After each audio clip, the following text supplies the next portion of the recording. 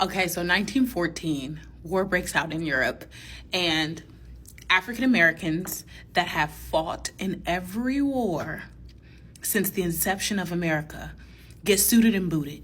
It's time for us to get active, okay? Over 300,000 African Americans enlist to be able to go to war.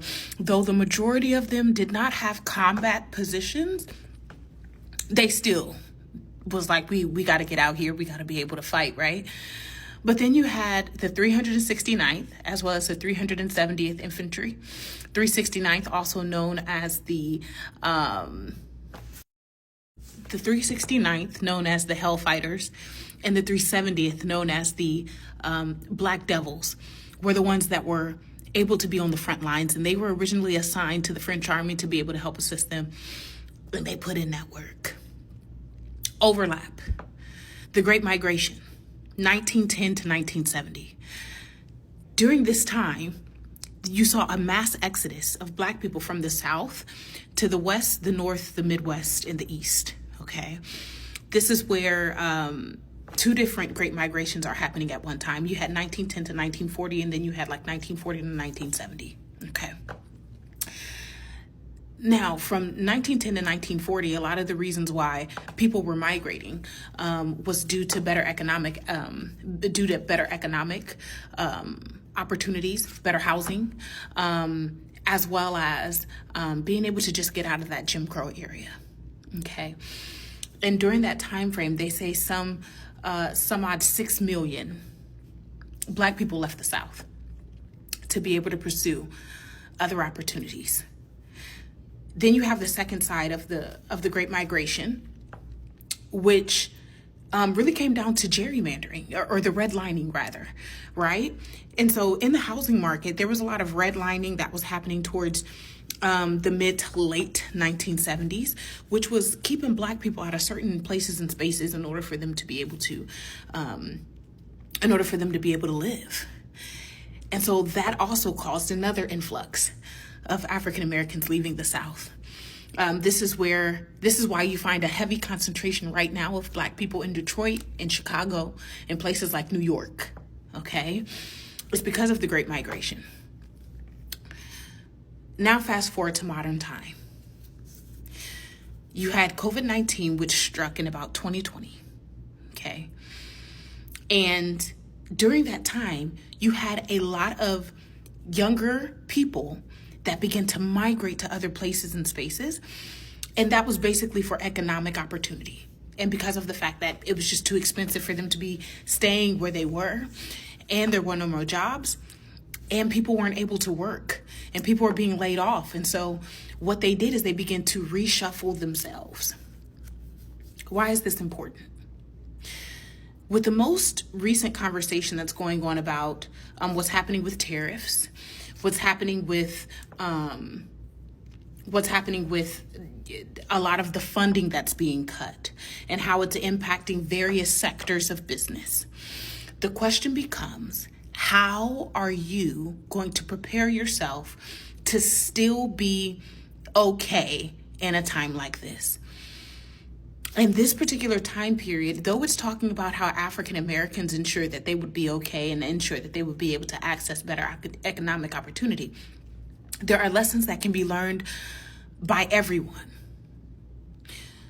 which is that you should be willing to do whatever it takes to be able to make sure that you are taken care of and that your family is taken care of, all the way up to and including relocation. Because for every sector that is negatively impacted, there is another sector that's going to be doing okay. The thing about economic opportunity and the workforce is that every decade there is a change in the bolstering of a specific kind of workforce. Tori, what are you talking about? Well, early 2000s, all the way up until about now, really, really huge STEM push, right? We have technology, we have computer science, right? Now what you see is that there is a change from STEM, computer science, technology, software engineering. You have this now change to project management. That's the next wave. According to PMI, which is the Project Management Institute, which does govern the certification of project managers, they're saying that within the next 5 years, they are going to need tens of millions of project managers to be able to handle the workload of this particular sector. The thing about it is that the workforce has always ebbed and flowed. It has always changed. The people that have been negatively impacted by this change are people who also refuse to change. One thing that I was taught when I was younger is to never be afraid to try something new. And when you're younger, you really don't understand why people would even tell you this. And that's just because everything is new. So of course you're not afraid to try something new. You've never lived on your own. Now you got to live on your own. You've never moved away. Now you have to move away. You've never been to college before. So now you have to try college. Everything is new. But something that we tend to forget is that after you've been doing these new things long enough, you get comfortable and you begin to create a routine. And then when that routine is interrupted, you are hesitant to try something new because it's something that you haven't done in a long time, or because you're afraid of failing, or it's because you have come to realize that there are limitations within yourself that when you're younger, you never knew existed. And so you were never fighting to convince yourself that you can do something different than what you've already done. But now you are. And now you're trying to figure out, can I make the pivot? Can I be okay? And I want to be able to encourage you. You can make the pivot. You can make the change. You will be okay. The moment that you're not okay is almost 100% due to the fact that you won't pivot and that you won't change. Life is forever changing, is forever ebbing and forever flowing. Things may seem scary right now, but do it afraid. Do it scared. You're capable. You've already done it before. You've already done a new thing. You've already pushed yourself to one limit. Push yourself to another limit. Greatest risks give the greatest return.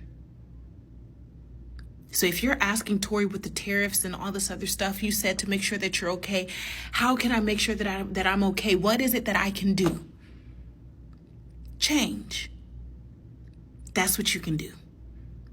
Adjust yourself for the new environment that will be America, for however long this new environment exists.